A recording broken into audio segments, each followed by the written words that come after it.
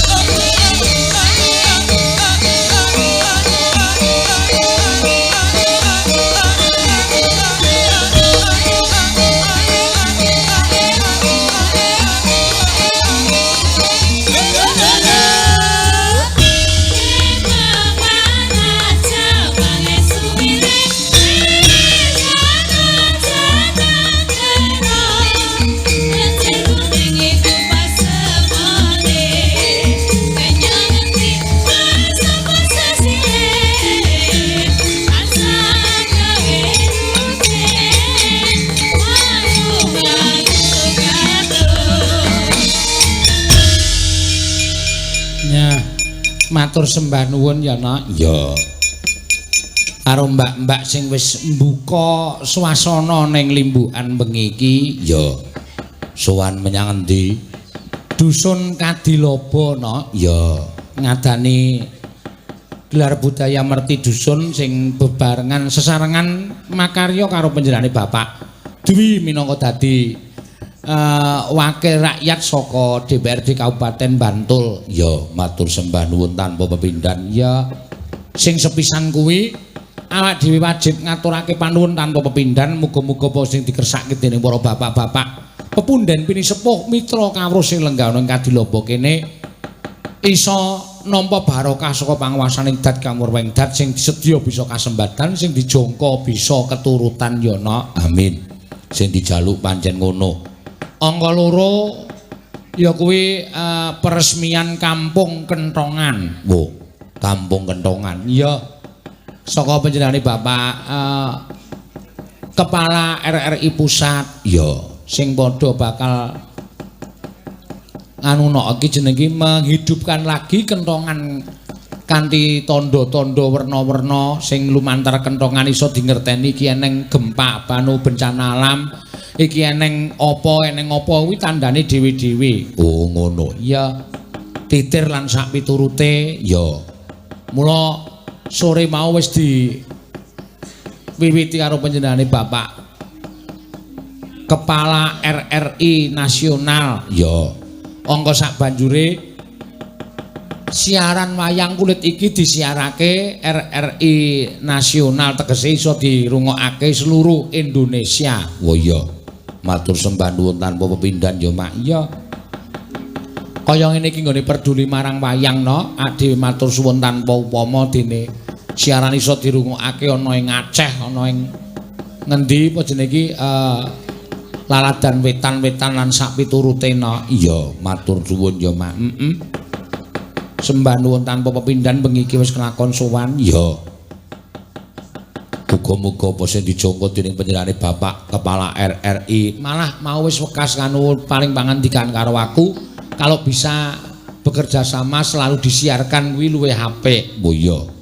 Ngono ya Mak. Iya. Ya iki wujudake keludhangan sing apik tumrap awake dhewe. Iso dimidhangeti karo sapa-sapa, lumantar tekan kono-kono, ya. Sing urung iso nyekel HP lumantar radio iso midhangetake, sing wis iso nyekel HP ya nonton lumantar streaming no. Ya, pancen ya bener ngono Mak. Iya. Iki eneng dusun Kadilopo, ya. Bengi iki beda karo adat saben pendak-pendak sing dadi bintang tamu kuwi pelawak utawa dagelan ning bengi iki wayangan sinambi siraman rohani. Waduh.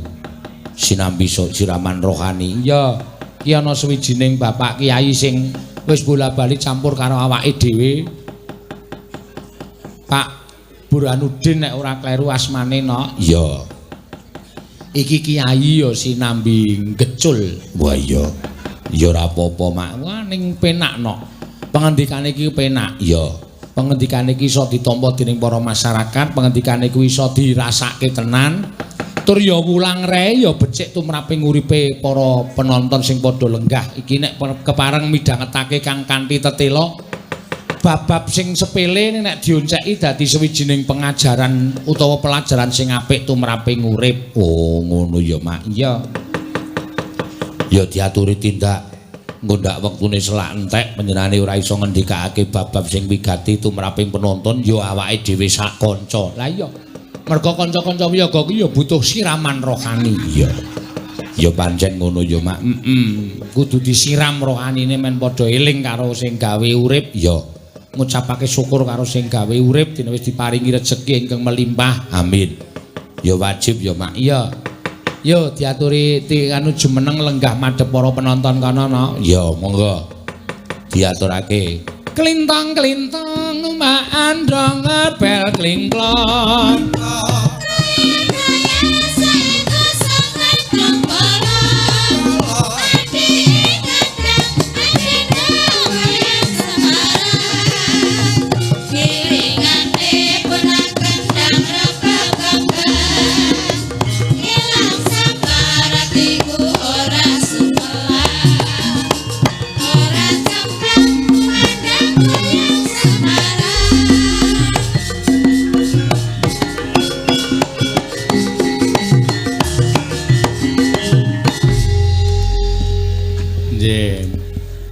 Burhanuddin. Ya, monggo. Nggih, ya Limbu. Assalamualaikum warahmatullahi wabarakatuh. Waalaikumsalam warahmatullahi wabarakatuh. Ya. Nyuwun ngapunten ya Cange. Nggih. Nderek sowan melih. Mboten napa-napa, Pak Kyai, mboten napa-napa. Nggih. Krana ya kula pisan ditimbali kalih Pak Duwi. Nggih. Dalam rangka syukuran lemuni. Syukuran le hasil dadi anggota Dewan Melih. Nggih. Kok niki wau oleh ngendikane yu Cangik lemuni karo peresmian Kampung Kentongan. Nggih, saking Bapak Kepala RRI Pusat. Oh, nggih. Berarti kampung riki kebak Kentongan. Ya sak tutuke barang. Oh, Kentongan iki nggo duduk. Nggih nganggo no ya. Terus sak tutuke lah ya cetha sak tutuke. Apa ya mung Kentongan tok. Nggih. Nyatane Kentongan tok ya kapiran sih. Nggih lur. Gitu nek Kentongan tok kan kapiran. Nah nggih. Lah Kentongan tok niku misalnya wonten bahaya wonten terus nuthuk nganggo napa nggih to? Lah nggih. Wong ora bahaya wae Kentongan ki ya butuh dituthuk sih kok. Ah nggih. Butuh dituthuk. Karo meneh jenengan leres le ngendika niki ya kudune ana nuansa maupun suasana yang berbeda. Nggih. Saben-saben kula ndelok jenengan kok ming dagelan wae. Nggih. Ketoke mengkur ngono-ngono wae. Kaya kula iki kaya ora dibutuhke kae lho ketoke dadi ora patek osito. Nggih. Padahal kula ndelok-ndelok iki nek lendagel biasane karo kula iki jane kualitas kula jane asline. Nggih. Oh jelas no ya Mbak. Ngene kaya yu Cangik iki jan muni sesuk ngundang meneh ming lali kok seprene iki ora lah lambene seraben iki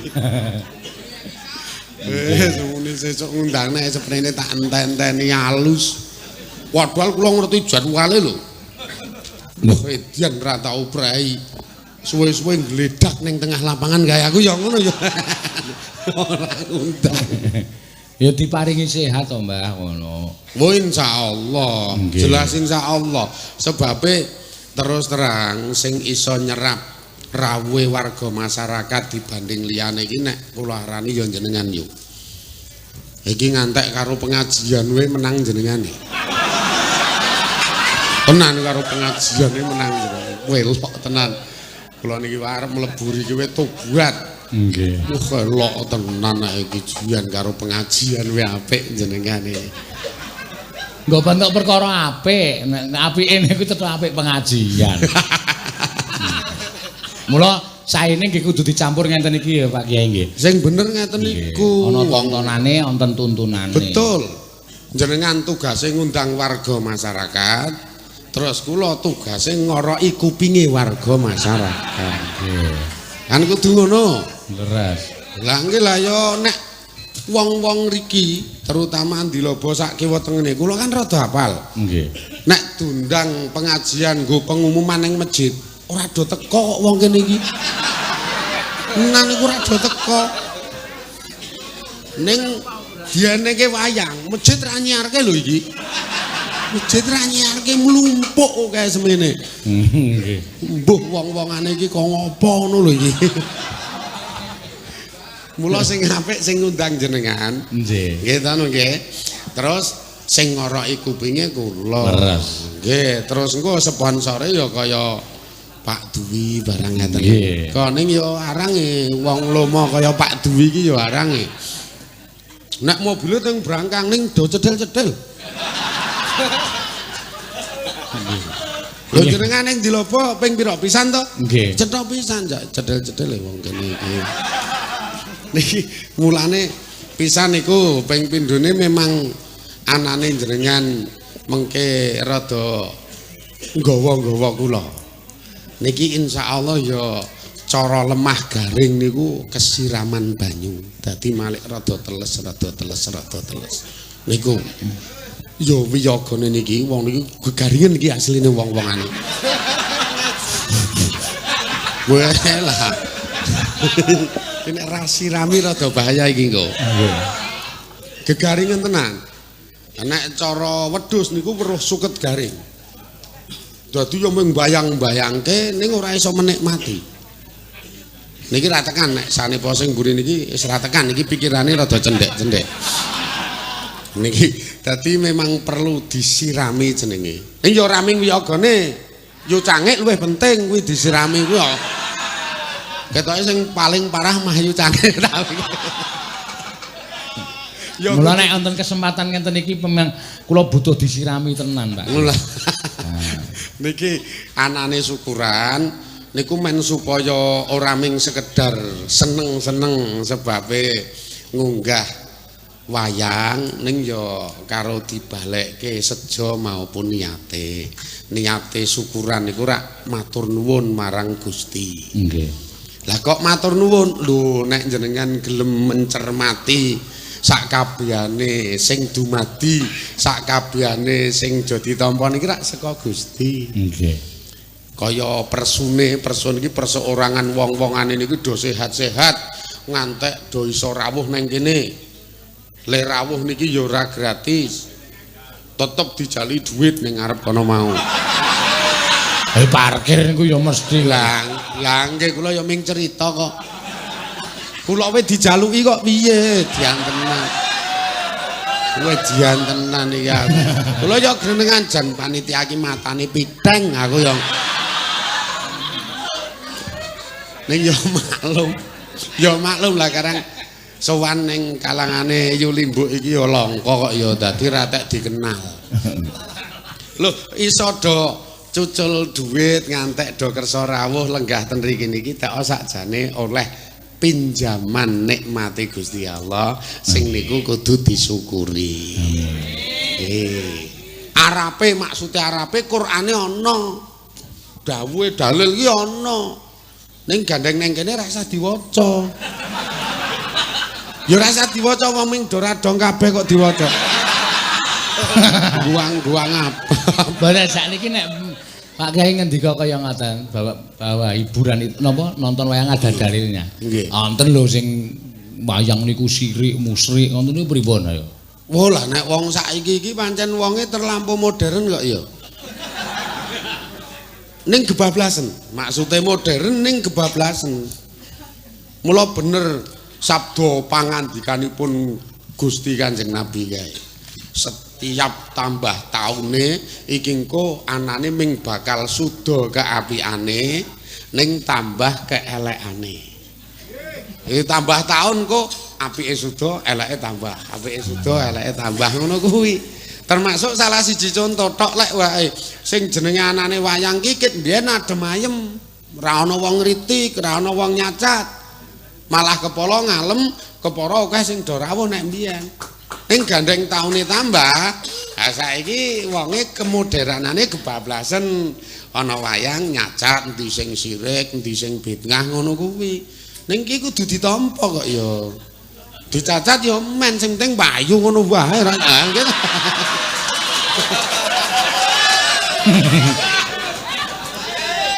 Ya lah wong sing nyacat karo sing ora ya nyatane akeh sing ora kok. Bener nggih. Wo nek wani nyacat ning kene kita gebuki wong akeh sakmene. Tenan. Wong lagi seneng-senenge kok dicacati to. Ayo sak digebuki tenan kok ya. Mula kula ora melu nyacat kaya. Ora ngerti alasane sampean ora melu nyacat ngerti Pak Kyai. Kenapa? Mergane diundang. Jador ora ngundang we suudon. Mboten niku sing jelas niku wong sing nyacat niku krana pisan asline ngelmune cethek, wawasane rada sempit. Asline niku lho, wawasane iki sempit, ngelmune cethek. Beda karo niki, randhe ngelmu blas mah ra nyacat. Iki kan ora do nyacat niki. Nggih. Ora ndek bahan nggo nyacat sing jelas niku. Malah apik sing ngeten-ngeten niku. Mula kula serawung ki seneng karo wong kok ngeten iki. Wong piye-piye kula ki ra dicacat.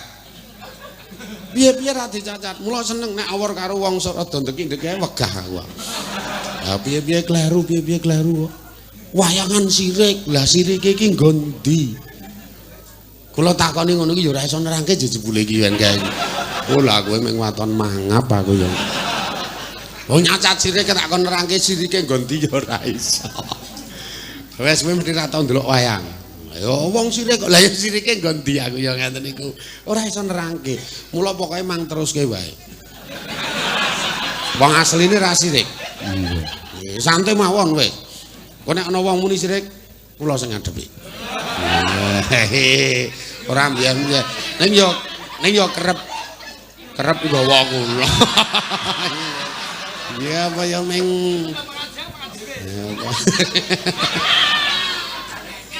kaya ming arep meneng wae. Nah ya mengko gubruk-brukan kayak kono sing metangkring. Ora main mboten sirik. Ning niki iki jenenge nek menurut Sunan Kalijaga mbiyen. Nggih. Niku cara wong arep menyampaikan satu misi niku rak kudu iso ngumpulke wong akeh. Karena pengen menyampaikan satu misi. Kayak nek dadak diparani siji mbaka siji kan kesel. Oke semene nek marani siji mbaka siji ngentekke wektu. Nyayahke rembug. Mula terus le menyampaikan misi niki kudu butuh alat. Lah nek Sunan Kalijaga niki alate wayang niki masalahe budayane wong Jawa niku salah sijine wayang iso mlumpuke warga masyarakat teko dienengke wayang. Lah Sunan Kalijaga numpak wayang tek nalika wis mlumpuk monggo wayang dilekasi nek ora dilekasi engko ndak do mulih. Nah niki nek ora dilekasi ya do mulih Ji. Kowe iki mau nek didelok jam 11 ora lekas limbukan, wo do mbacot lho kaya asline.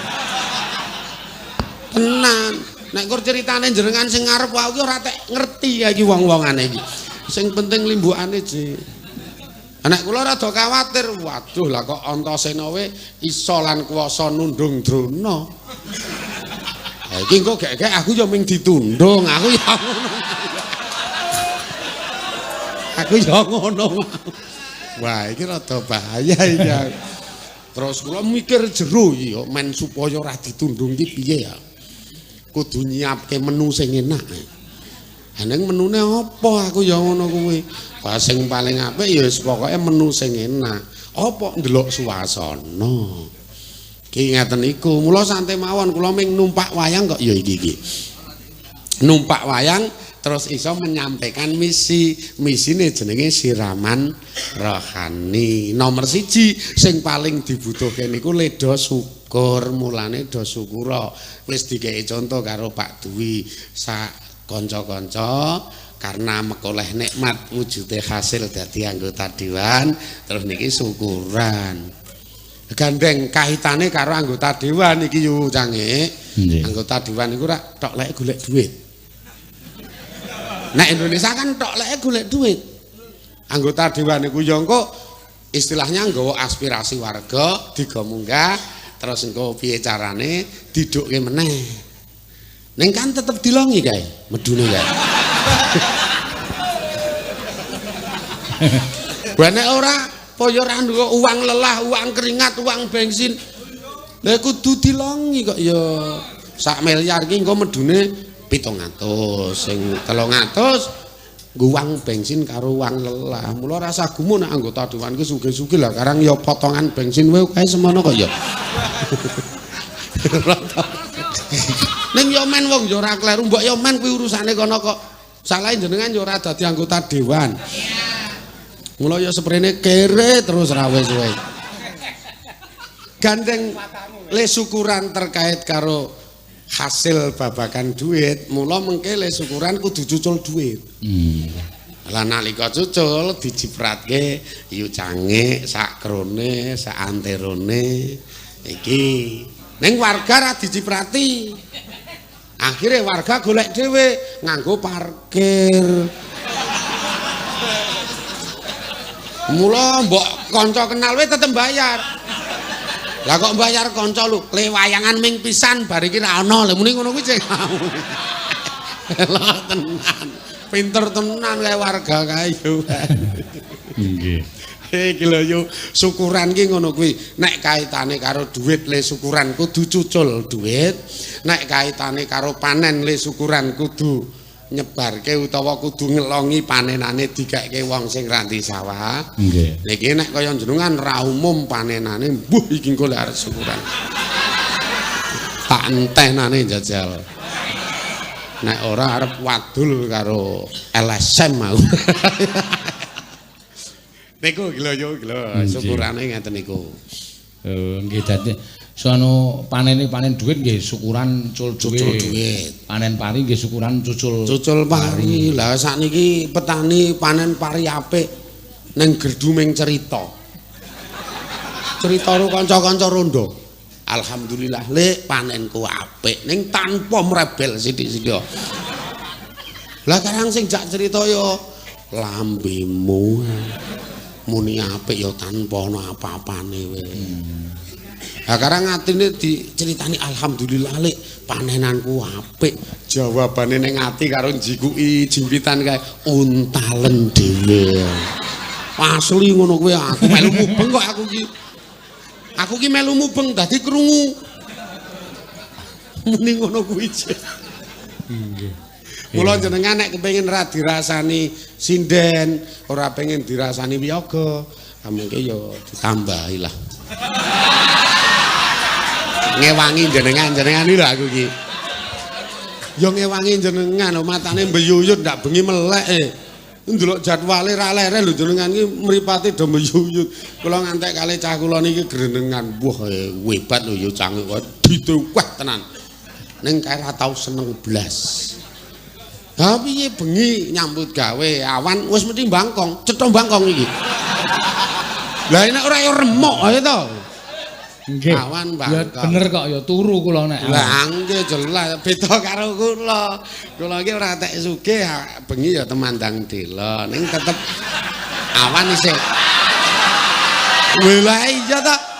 Wis iki temandang niku tahajud napa-napa? Lah iku kan fakih dhewe-dhewe. Oh. Dadi nek tak critake nang gone wong sing ra fakula, ra tekan pikirane tak omong. Pokoke temandang ngono wae.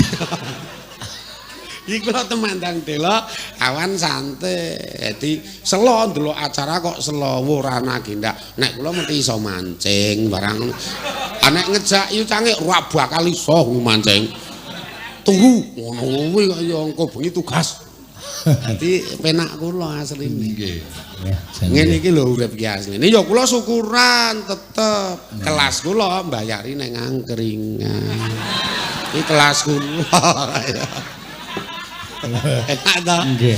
Ane mbayari ning angkringan iku malah kajen lho Pak Kyai. Kajen banget. Kajen bayari kanca 15.000 limapit. Bali sik ya, Bos. Wah enggak bener jenengan. 15.000 jenenge Bos. Bener yo jenengan. Muga pangkate.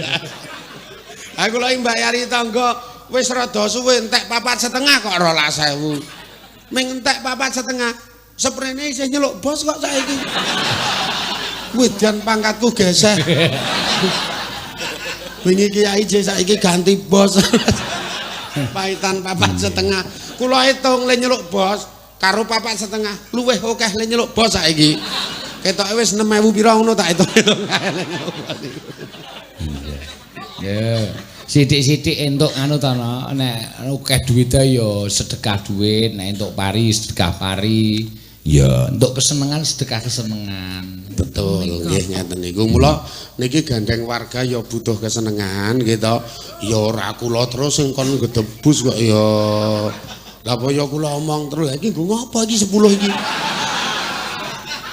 Kula tak leren dela. Nggih. Gitu terus niki muni sikik terus engko teruske meneh ngeten. Oh siap.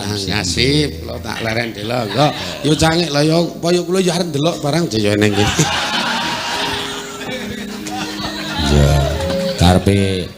Karepe Pak Burhanuddin kon nembang. Ya ora apa-apa nek linggo nang kono lenggah nang kono ora apa-apa. Ya.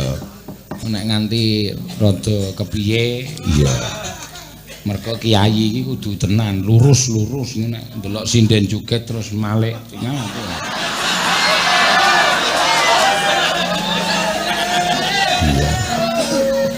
Iya, Mak. Mumpung ana nawala ya dari warung mie ayam 99 Jalan Paratitis kilometer 14 lagu iling-iling Banyumasan. Oh iya. Gubuk Asmara ya sinden Mbak Tatin ngono ya. Assalamualaikum nyuwun lagu Langgam Ali-ali saking Siluk 2. Iya. Wah. Iki apa iki? Nggih. Caping Gunung. Mides Pak Tono, Taman Kuliner Angkluk Sari Kretek. Ya, wah. Iki madai plastik kowe. Nggih, matur sembah nuwun. Iki apa iki? Njaluk lagu kok sandok. Sate ndok gemak cakar. Ya wis ora apa-apa to, wis pokoke tak syukuri kok ndak dukani Pak Kiai. Ya. Aku entuk ndok gemak rasa syukurku tak ratake sinden-sinden. Nah. Bangane do mbayangke ndok luwung do mangan ndok gemak. Ya matur sembah nuwun nggih. Nuwun napa niki? Tembang tresna. Oh iya, tembang tresna liwung. Matur sembah nuwun. Ya, caping gunung sik. Ya, saking Angkruk Sari. Sapa sing kepareng nyekar? Mbak Anting, monggo Mbak Anting. Ya. Jumeneng Mbak Anting. Amit sewu karo Pak Kiai. Ya.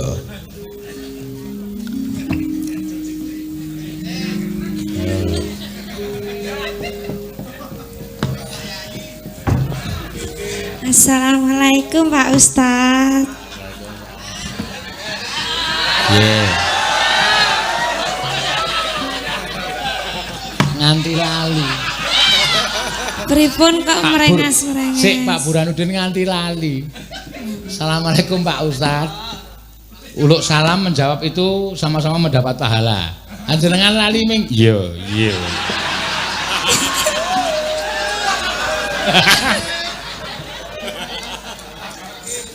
Kok malah guyang-guyu Pak Ustadz? Aja tok bebeda nang wae kuwi. Heeh. Mangga. Nggih. Dibawani samping gunung Madura, Mbak Anting. Ya. Madura. Gagrak Madura ya.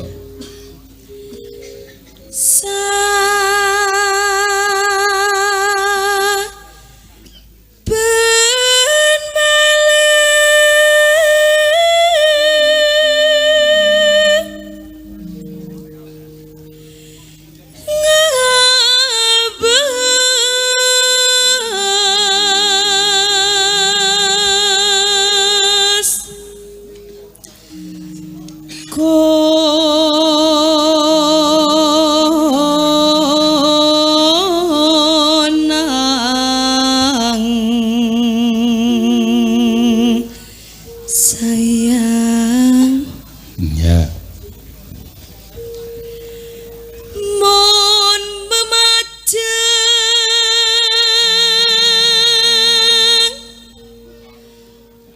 kon kerojenon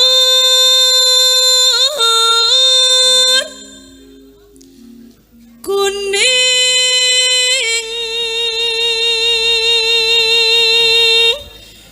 ratin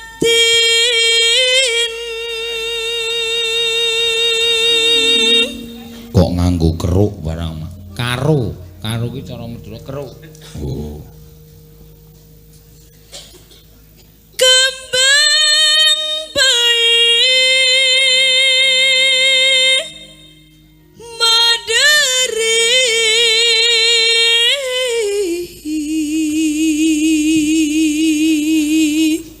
Senang.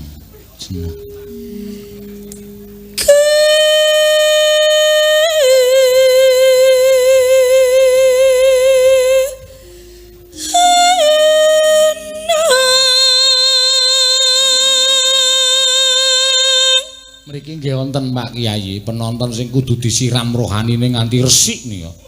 Sapa Mak? Ki Dalang Surono.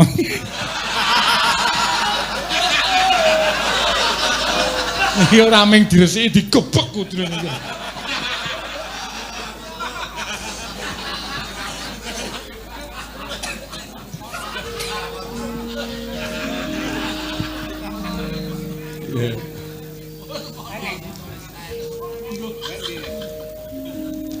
pasrana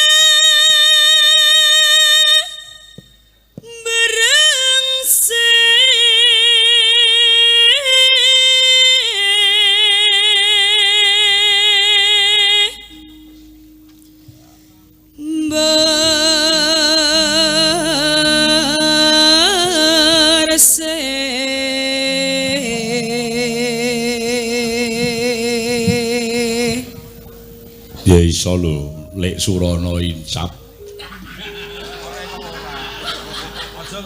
Saiki lek insap. Insap armune piye? Umpama salat kae malaikate ming. Dipaido pisan. Ya. Monggo.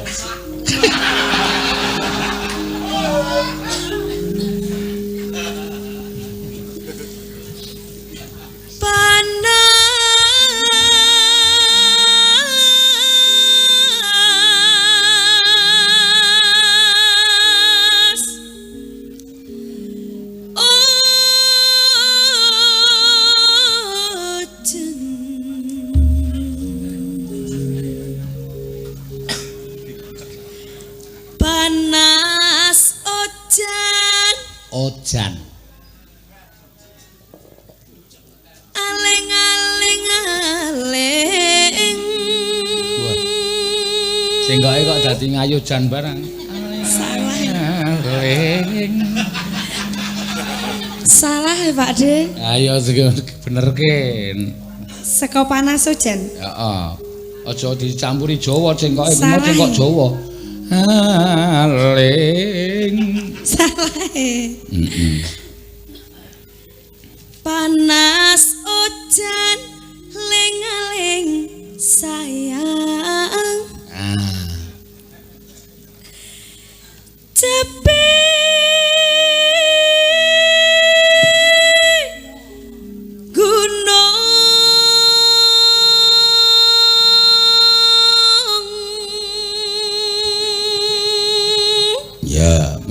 yuk. Misowa capek gunung sayang.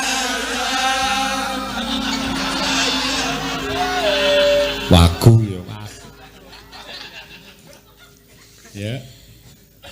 make bineka laben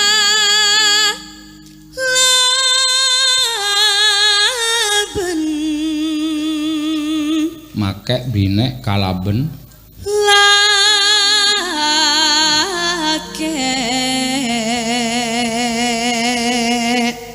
make binek kalaben lake. Iya. Kuwi apa kuwi? Kuwi basa Madura kana. nek ten mriki napa Pak De? Ora ngerti aku. Pak Ustadz lake niku Wes. Kaedan. lah kok ndak pareng ngerti kula Pak De? Ndak pareng urung umur. Sesuk tak kandhani nek wis gedhe. Kula pun gede kok. Semester 4 tok gedhe kuwi 19 tahun. Sekolah sik sing apik. Inumane sing banyu sing Inumena son berse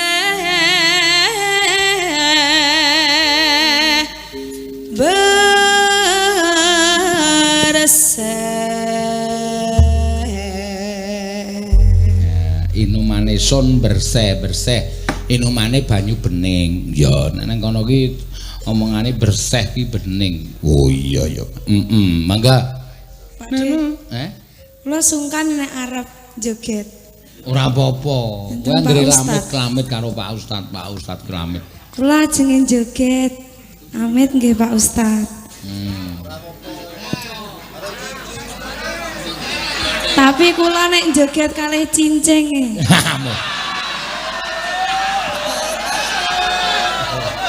Pripun Pak De? Ora apa-apa. Pak bapak iki wis kaya ngono kuwi wis dianggep nek kaya sing rohanine ora kuat, batine ora kuat. Weruh kowe cincing wis do mbungai. Waduh. Lah Pak Ustadz wis ora disama. Berarti kados Mas Keswan. Heeh.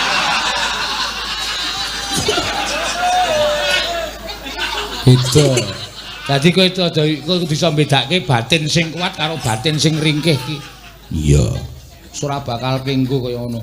Embane kaya nek nang nggon wayang ki begawan abiyasa kae mbok dibeda karo wong wedok ayu-ayu tetep ora pengen meneng wae tok. Iya. Mangga. Nggih. Neno. Ki jaman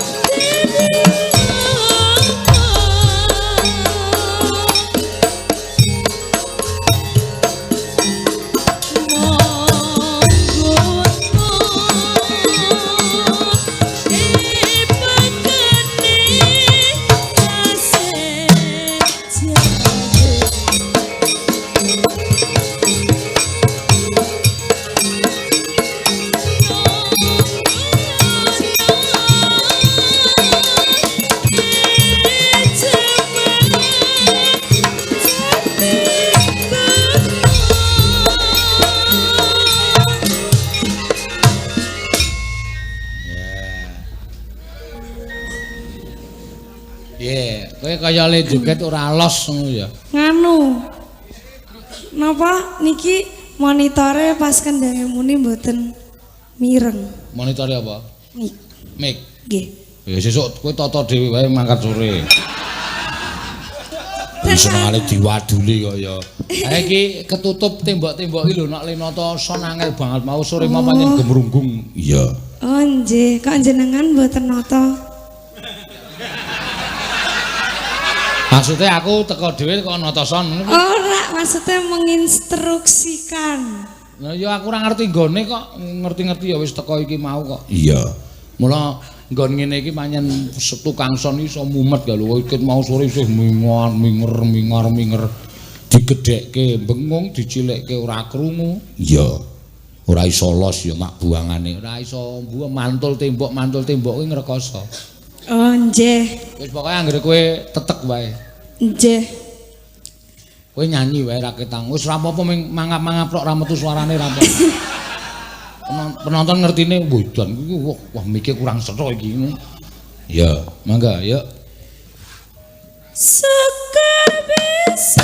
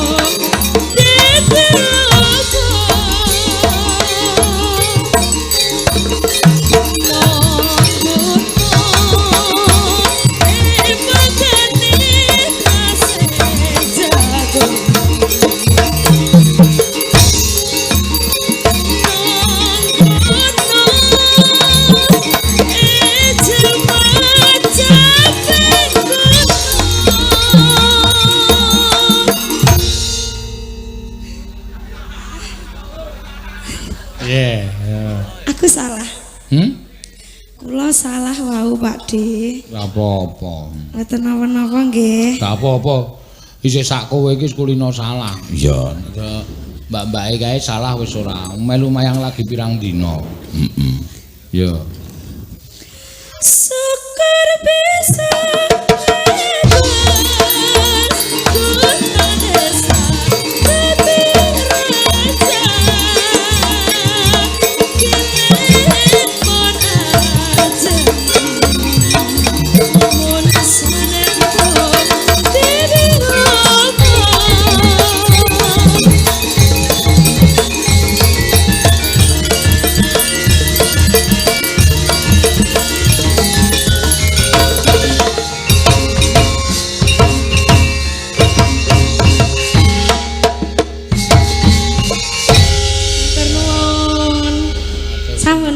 Sampun. Sampun Pak Ustad. Iya, Pak Burhanuddin asmane. Pak Ustad Burhanuddin. Lho, iki Pak Ustad arep joget. Wus. Iya ora joget yo. Nggih, nggih. Kula iki yo joget ning kan ning ruang khusus. Ngandel ora. Nek joget ning ruang ngene iki ora asik ya. Ora asik sing jelas iki. Nggih. Mula sinden-sinden ki engko nek butuh joget-joget. Lah kula ya ora tau weruh, Cik. Nang omah ra tau joget, Cik. Ya dinggo anu penyegar. Dinggo penyegar. Nek cara omongane wong-wong sing ramutu-ramutu niku lemune nggo vitamin ngono kae lho. Ning ya semen jak awor wong akeh kok ya. Nggih. Awor wong akeh iki rasah nuntut kesempurnaan. Ning ngendikane Yu Cangik lemune awor wong akeh iki ajur-ajer ngono kae nggih ta? Nggih, kudu iso ajur-ajer pokoke. Iya, pokoke srawung ki aja membatesi. Nggih leres. Ajur-ajer iki napa to? Ajur-ajer iki pun ajur iso dijur meneh dadi ajer. Nek menapa ajur-ajer niku, Pak? Nah, niki malah balik. Iki jan ketoke ya jebul ya ora teksip. Mula kula niku takon. Kula niku nek tumrap kula nek pikiran kula isih iso nggo mikir, tangan kula isih iso nggo ngomong dikobahke, sikil kula isih dienggo iso nggo mlaku. Takon niku mboten wonten wektune entek. Ngelmu niku mboten wonten wates. Betul, nggih leres. Ning ya delok-delok sing ditakoni. Nggih, Sing ditakoni iso ora, ngoten to. Nggih, terus waton ming arep mojoke wong. Cetha ora iso takoni. Padha-padha bluk. Ngawur. Nggih, Pak. Matur sembah nuwun, Pak. Nggih, Ustaz. Iya, iki mau ya ora ketang kaya ngapa sing jeneng pertunjukan iki ku mau keindahan. Mula nganggo joget barang iki men indah disawang. Nah, sing joget ya men sehat. Nggih. Ya wong joget iki bagian saka olahraga. Leres. Olahraga iki ya didhawuhke karena njaga kesehatan niku ternyata kudu. Mula kaya jenengan iki ya kudu olahraga. Kula tau maca teng buku niku wong nuwun sewu yang menjalankan sholat niku nih setiap gerakannya itu ternyata ada olahraganya. Ning ming maca.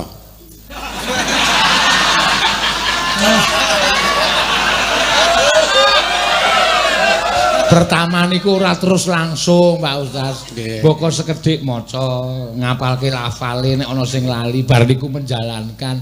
Nek ujug-ujug terus cingklik ngoten niku ya sok ora apik kedadiane. Mengke jelek. Jenengan mau kan ngendika muni tau maca. Nggih. Lah tau ki berarti wis kedemben. Mpun suwe. Lah ampun suwe berarti karek menjalankan iki. Nah, insyaallah. Nah, Kudu andeke kok ngoten. Soale nek wong mboten gelem maca, contone akeh nika tusia nika. Lho, niku ketoke ora gelem memperdalam adan baradan niku salat sunah. Sunat sik ning dheke wis salat ngasar. Bareng bar komat, lho, aku wis ngasar e.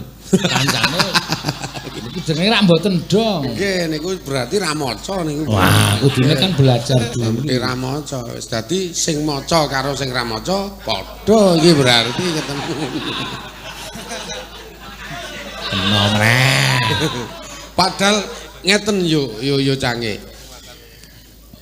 Sakjane anane Gusti Allah niku gawe per taun ora mundhak apik tapi malah mundhak elek. Niku dunyane lho. Nggih. Taune karo dunyane ora wong-wongane, nek wong-wongane dipersilahkan arek apik apa elek monggo.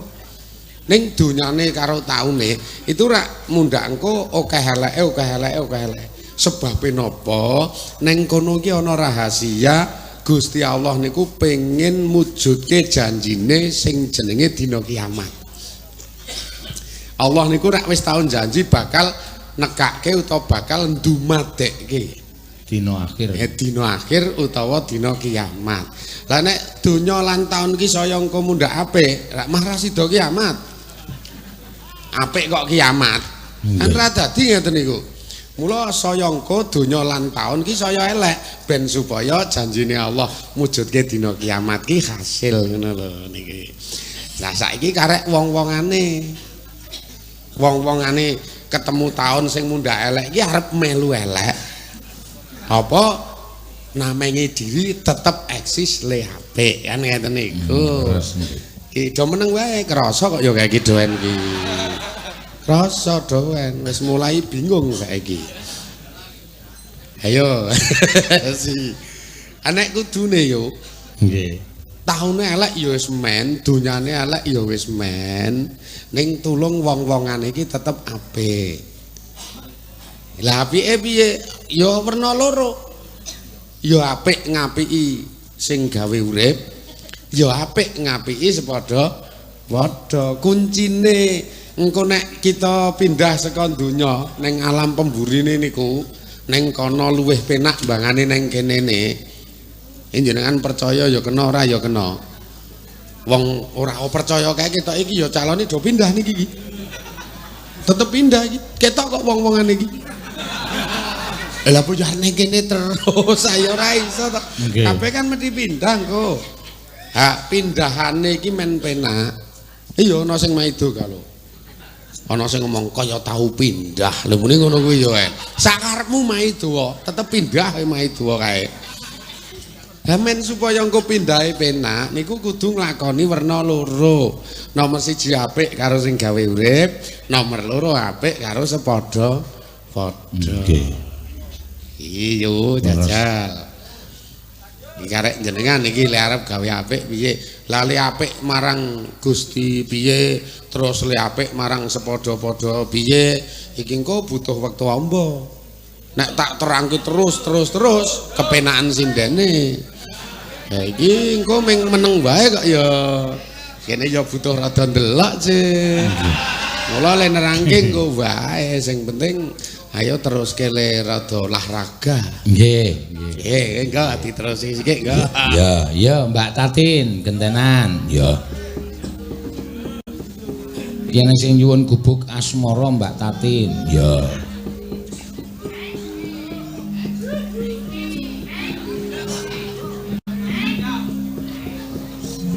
Nun sewu nggih Pak Ustad. Joget. Wani piro? Orang sida kok wis kon joget. Lagi wae ngadeg lho. Biar termasuk anu Pak Ustad niki termasuk dunyane saya elek, menungsane ya saya elek. Kok aku lho? Wong kok karo Pak Ustad kok ngerti wani pira ki njur anggepmu? Lah nggih, aku lagi timik-timik kok joget lho. Langsung ngoten niku.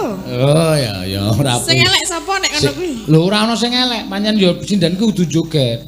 Pak Ustad mengelingke, Pak Buan iki mengelingke. Nganggo joget. Ora apa. Nggih, paling mboten nak assalamualaikum ngoten. Kok malah joget lho. Wonten niku. Berarti elek ora iki?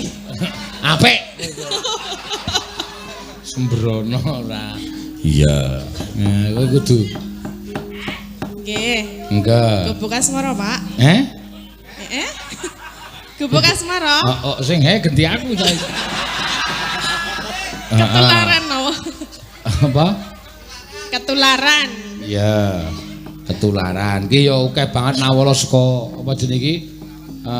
HP iki sing nyuwun. Oh iya. Salah satunya ora tak waca kabeh. Ya sapa, Mak? Pepundenku, Pak Tumiyono. Oh iya. Sing anu Direktur Utama Perwita Karya. Iya. Di nyuwun bajing loncat engko Mbak Ayu sing kepareng nyekar. Oh iya, ngono ya, Mak. Iya. Ya piyayi ana ning tresna karo budaya. Ya. Pendak sasine pendapane wayangan. Ya. Matur sembah nuwun mengko diaturi, Mak. Yo, gubuk asmara sik. Ya. Nggih, ngagem bawa mboten? Nganggo komplit. Yo. Kae ya termasuk dunyane elek wong elek kae.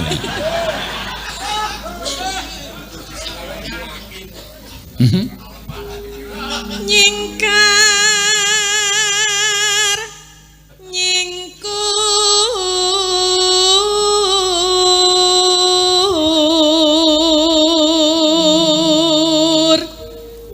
Wiwitane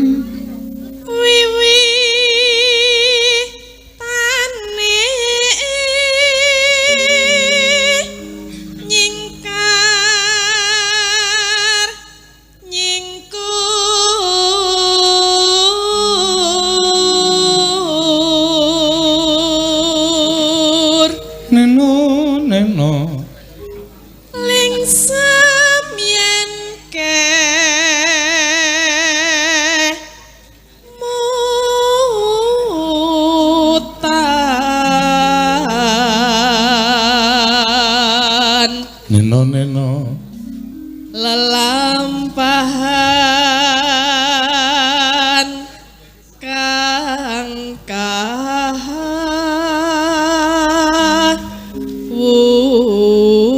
wuri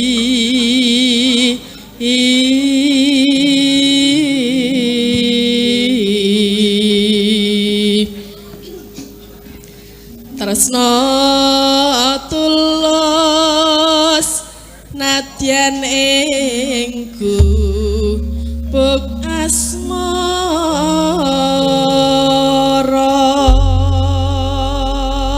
Ya, mangga. Ya. Yen liwat aku kelingan gubuk kae yen aku lereng pengen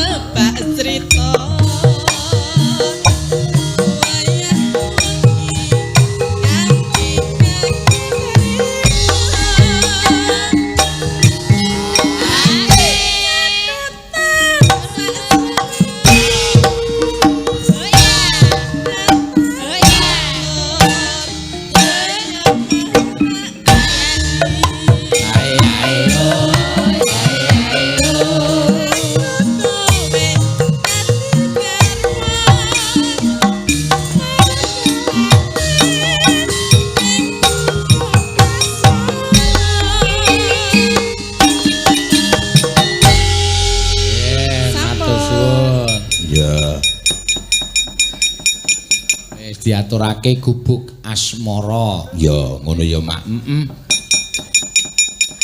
Sepirang-pirang sing keparang diulung iki ana sing nyuwun gending Banyumasan, pesindenipun saking Cilacap dilala pas ora menyang no. Ya, bali ning Cilacap. Ya. Terus iki tembang kangen saka Pak Leo Angkringan. Oh iya. Pak Barudin pun ngastara kok dereng. Nek mpun kula caosi rek niki rek akeh banget iki lho. Wong kok tak kira arep ngedum rokok ora ana. Iya, rek ling maringi Pak Leo akeh banget iki wong. Nggih niku wau kula ya weruh. Nggih. Mula bener ya cangik iki ya sehat karo lemu lah ya jamune ndak bengi rek. Rokok kuwi dadi pengkoh. Lho, kok hubungane rek napa kalih awake lemu niku? Lah ya mbok menawa jamune to niku ki. Wong ndak bengi selodorane rek mok grubyuk saka mburi. Wah, ampuh tenan. Nggih. Niki nganti turah-turah rek sak ombyok. Iya. Kaya iso marai lemu. Ya paling perkirane Pak Ustad omben-ombenamu gas rek. Ya ora. Nggih. Niki wau jan niki kula omong sindene jenengan iki kula omong. Gendeng sindan iki profesine nyuwara karo joget. Piyambake tindak ngadeg terus ten iki kula omong ngemong niku joget lho. Niku malah nyemes kula muni mah joget donge uluk salam apa piye ngono kurang ajar to tak pikir-pikir iki. Dimong sing malah ngeles. Aku kula ki arep uluk salam ki ragu je asline iki iso jawab apa ora engko ya aku ya ngono cuma iki kene iki tamong mah ngeles. Nggih niku pancen rada kurang ajar niku Pak Ustad. Iya. Niku sinden bermuka mak lampir ngene. Iya. Galake ora jamak-jamak nggih. Nek ya wis iso ngaturake gubuk asmara ya karo ngeles Pak Ustad bareng. Alhamdulillah nggih kula ya seneng. Warga nika ya seneng nika warga. Ning seneng niku wau kula krungu grenengane sing rada mburi mbok ya anu nggo nguripke wong sing do ngantuk-ngantuk kei tembang sing rada rancak-rancak. Rada rancak pripun? Rada keras ngono. Ah, rada sing piye ngono kae lho. Oh, ora mung gending-gending rada tumuwa ngono kuwi. Nek rada tumuwa gending. Heeh, lemune lagu kuwi iki lemune omongane wong radong ki tumuwa. Gubuk asmara kok tumuwa? Ayo omongane wong radong ya ditampa wae njak ngomong wong akeh, Dik. Gubuk asmara niku lagu sakniki kok rada tumuwa pripun? Lagune sakniki ning cengkoke kan terlampau alus. Oh, ora ngoten dadi nganggo cengkok sing anyar. Iya. Ya coba ya dirada dijedet-jedetke sithik no. Ya, ayo Elisa, tumrun Elisa. Ya. Arak ngono to, sih.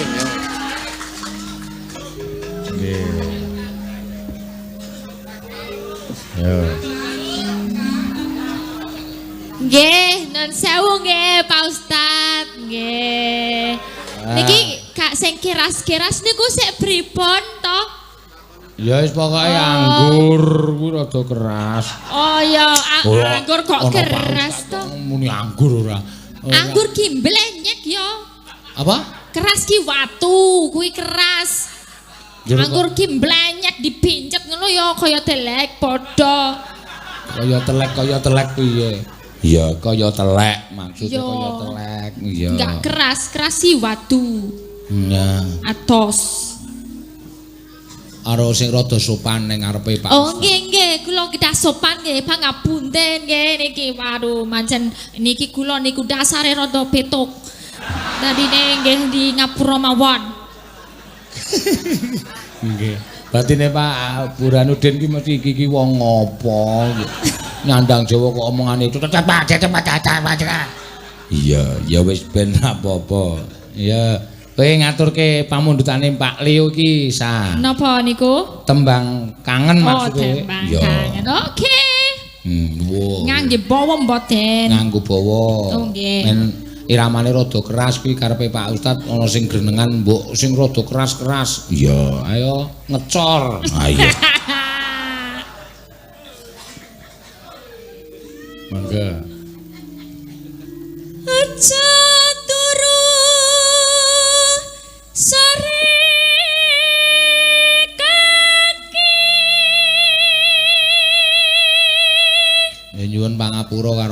niki soalnya blasteran Pak Ustaz tadi. Inggih kula blasteran. Dados kula niku blasteran gembel karo wit. Apa? Gebas wedhus. Nek jare Pak Senone kuwi. Ya aja tak omongke wong kowe iki tak apusi kok tak omongke. Engko aku dukani Pak Ustaz ngurusi dene kok kurang ajar. Blasteran gembel ro gibas. Lah ya dosamu to beratine. Hah? Dosamu kuwi ne beratine ora pareng menungso e wedhus. Ayu-ayu e wedhus. Wedhus ya ana sing ayu kok ya. Ono ya. Wedhus iki pipine endi? Oh ning ya ning kene ne. Lah. Lah ning endi? Nang mburi kok ya. Kok iso? Wedhus kae mesti nek ngambung mesti mburi. Lah.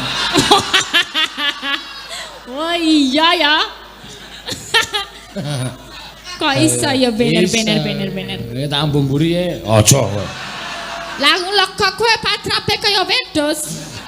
Menungso kowe lho, kowe iki menungso dudu wedhus. Karo dalang nekke patrape kaya wedhus kuwi. Lah ya attitude kuwi lho. Ora apa-apa, aku wedhus ra. Patrap. Aku wedhus ra apa-apa, sing penting aku iso mbayari kowe. Wah, bayari omong ning angkringan.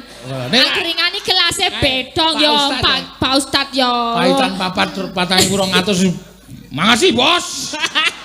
Lah iya wi Pak Ustad, nek Pak Seno ya mosok angkringan ya munggah sithik. Ben dina wayangane. Masa nek nyuguhi ya mung sop-sop loncoman. Rawangun ya nek daging-daging wedhus po piye? Njajake wiyaga, njajake sinden ning restoran mewah ki ora bakal di matur nuwun ya Bos, ora bakal. Oh iya ya. Liwat ngarepe tanpa noleh. Ming ngelapi cangkem.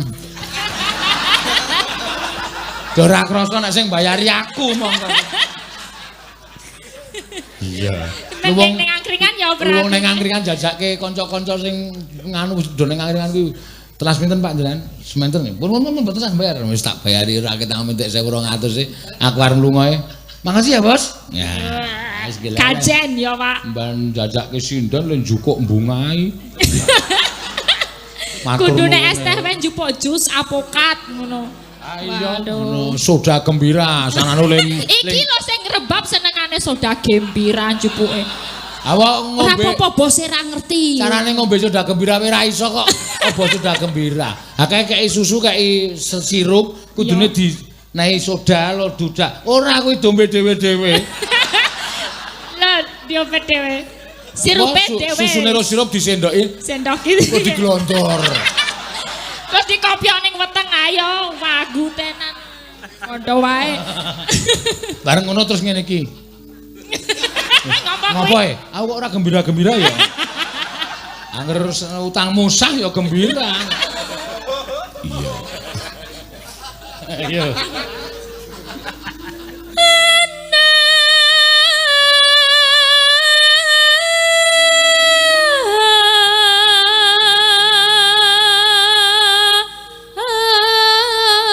Dewa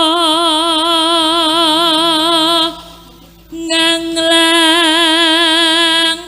jagat.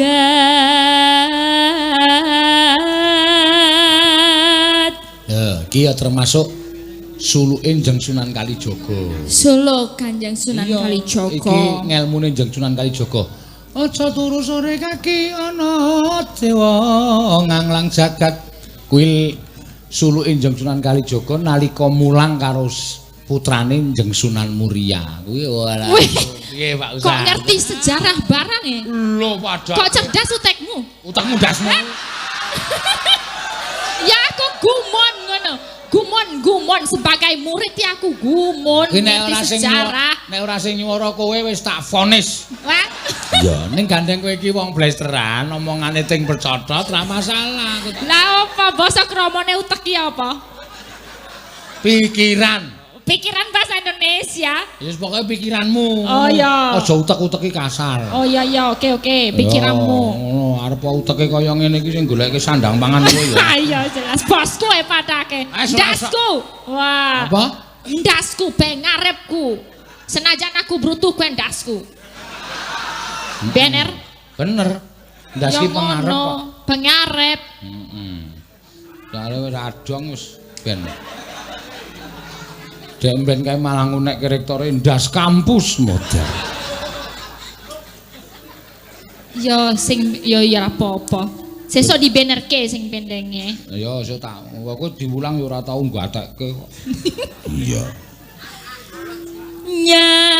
Nyangking bokor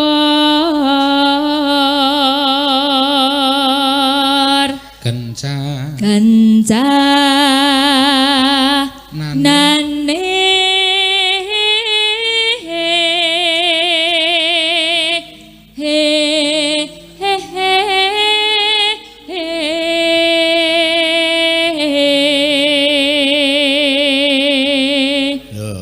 ulangane Njeng Sunan Kalijaga iki terus lagu gundul-gundul pacul kae. Oh, gundul-gundul pacul. Itu juga dalam apa jenenge iki artinya dalam sekali. Oh, ilir-ilir. Oh ya ilir-ilir tahu. Oh iya. Nek ngerti artine takono Pak Ustaz. Lah kok ora takon kowe? Jare dalang. Dalang mudal-udal biwulang. Berarti nek takon padalang sing bener Pak Dalang apa Pak Ustad? Oh Pak Dalang jare Pak Ustad.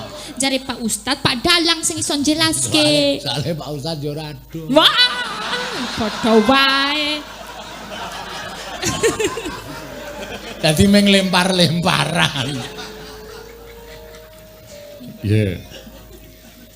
Isi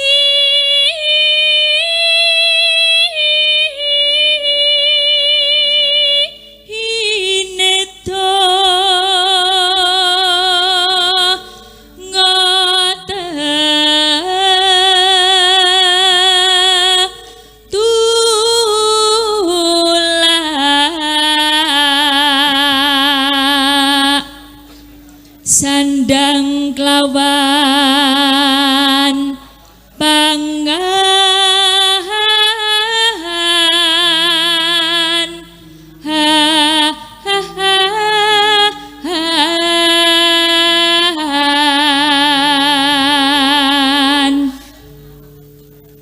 yo iku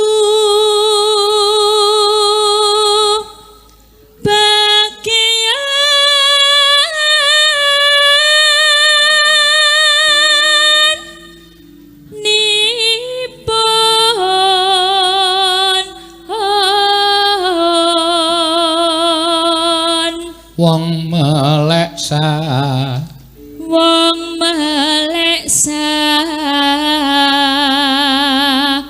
barna rimo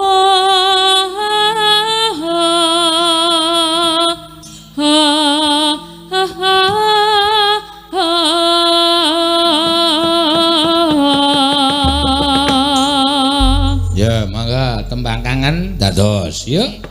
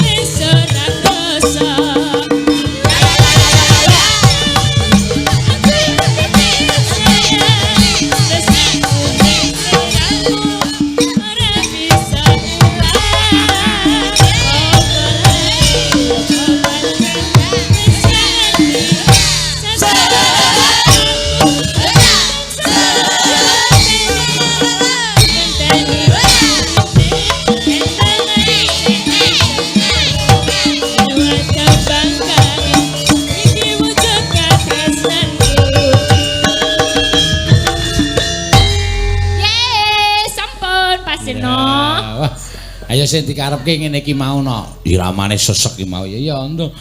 Ten kendangane ya iso nyelikke tenan. Tak tundang. Ro gendro. Iya, kuwi ya termasuk zamane saya elek kowe melu saya elek. Ora ana mung pisan iki nek aku arep melu apik nek iya.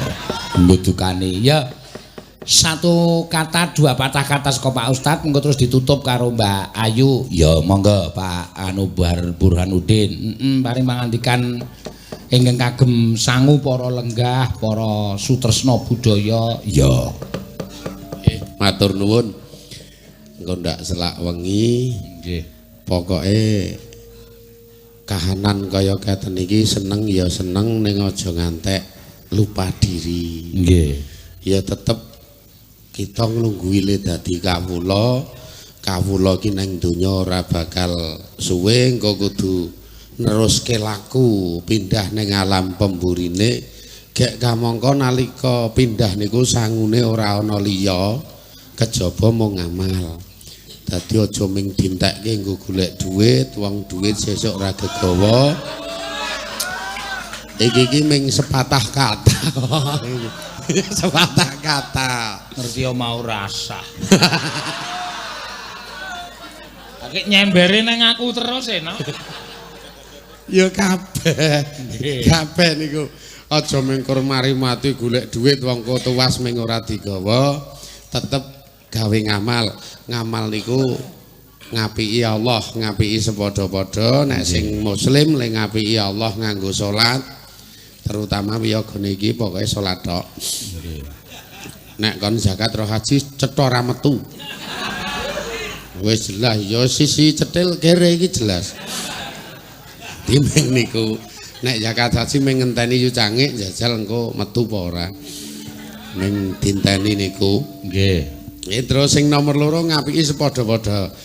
Ngapiki sepadha-padha niku diniati ngumawula ning Gusti dadi rasah nuntut kesempurnaan saka wong-wong utawa saka sepadha-padha sing kita apiki. Sebab ya engko kadang kala ngapiki ning balesane ra apik ngono biasa.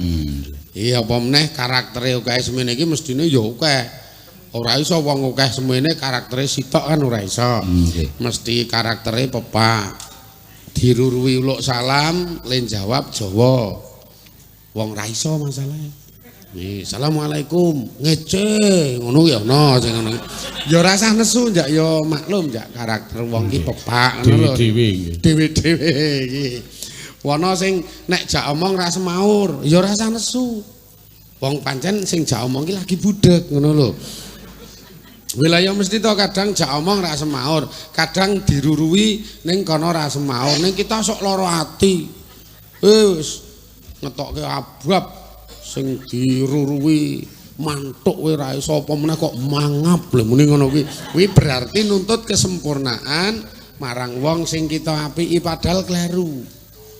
Nek ngelmu jero wong kita apiki niku mung sekedar nggo golek keuntungane saka Gusti Allah. Dadi nek cara petani iki sawahe. Nggih. Iki sawah-sawahe iki ditanduri men apik sesuk sing ngekeki panen sing kana ngono kuwi iki nek ngono kuwi tentrem kok ya lho saiki muni ibadah ning butuh balesane wong liya dadi ya wis dadi wong ora dipalesan kok diarep-arep. Nggih. Leres. Nggih to sing dipalesan rak Gusti Allah. Mula do golek balesan ro Gusti Allah. Niku kelaku nggo para tamu kabeh kae ning nek Wiyagara Sinden ya ngarep-arep balesan saka yu jange. Niku padha karo nganu lho Pak Ustaz, padha karo wong melakukan salat. Nggih. Niku melakukan salat itu hanya satu yang disembah. Nindakake dawuhing Gusti, nyembah marang Gusti. Ning sakniki akeh wong salat sing wedi kecemplung neraka, pengin nyemplung swarga. Le nyembah karo Gusti lali. Salate mung mergo pengin kecemplung, bukan pengin nyemplung swarga, ora wani kecemplung neraka. Lah niku kadang kala ya sok ngonten niku. Wonten lho sing wah saiki salat, mbangane esuk dobong. Ah niku. Berarti le salat niku wedi kecemplung neraka. Nggih bener niku nggih. Ning terus lali le nyembah. Lali le nyembah. Ana sing kecemplung swarga. Nggih. Mbok salat sesuk ben nyemplung swarga. Wong saiki wis kaya ning neraka. Nggih Ora jenengan kae wong-wong kae. Kan kae rasane wis kon aku suwe-suwe wedi ya mau. Kan saiki gandeng rasane wis kaya ning neraka, tak salat sesuk ben kecemplung swarga. Nek ngono kuwi terus piye? Nek menurut syariat agama sing rada jeruk meksa isih diolehke. Oh, tesih dientukke. Tesih dientekke. Dadi jenengan salat ngibadah liyane teko wedi neraka meksa isih bener. Jenengan salat ngibadah liyane arep golek swarga meksa isih bener. Jenengan nyambut gawe niki niate pokoke golek swarga meksa isih bener. Sing ra bener ki salat ning teko arep golek lan nginceng anake imame kuwi ra bener. Ora bener nek niki cetha kaya wiyaga mempeng-mempeng banget ngeten niki kudune sing bener nyambut gawe ning jebul nginceng salah siji sindene iki ora tek bener. Ya ora tek bener walaupun sindene gelem. Iki lho, ning ketoke sing gelem sing pojok entok nika.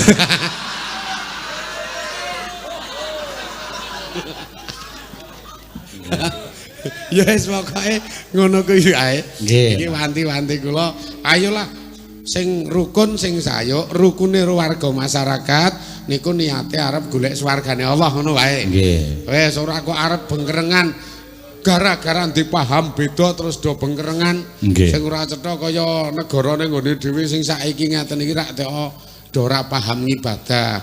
Ning pahame mengedeke gendera dhewe niku wis ora bener wanti-wanti kula niki. Monggo sing rukun apa meneh warga masyarakat Bantul lan sekitare ana hoak-hoak fitnah-fitnah maupun liya-liyane rasah dirasake sing penting muslim non muslim sapa wae rukun ledo tetanggan karo ledo paseduluran. Amin.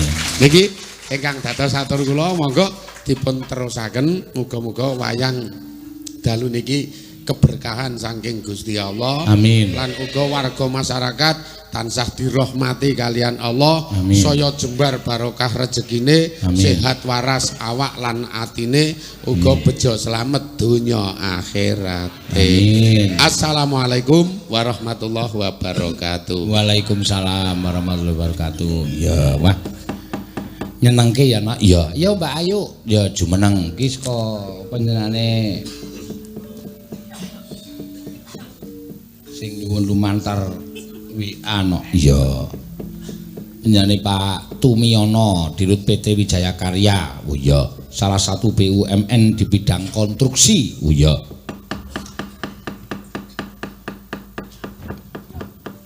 Nyuwun bajing loncat. Kegem keremenan panjenengane Pak Tumiyono iki bajing loncat. Iya, ngono ya, Mak. Ya karo wayang ya senenge ra jamak-jamak. Dene aku lagi bali saka taman mini lagi nang ngebis wis dibel. Kalau mayang lagi gimana? Ndak ada waktunya, Pak. Iya, matur suwun, Mak. Monggo.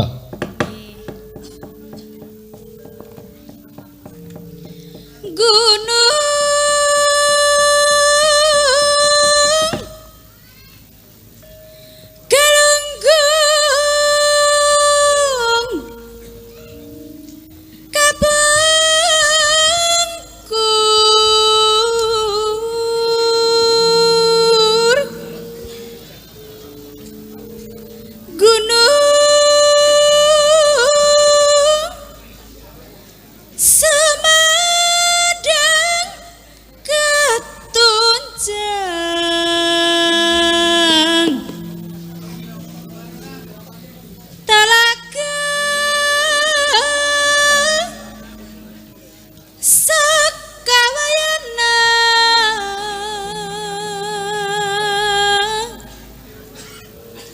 kicik di tengah gua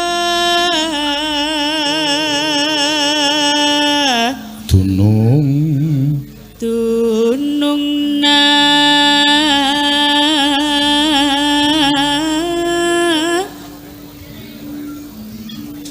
ula pundung tu disungkurulan sungkan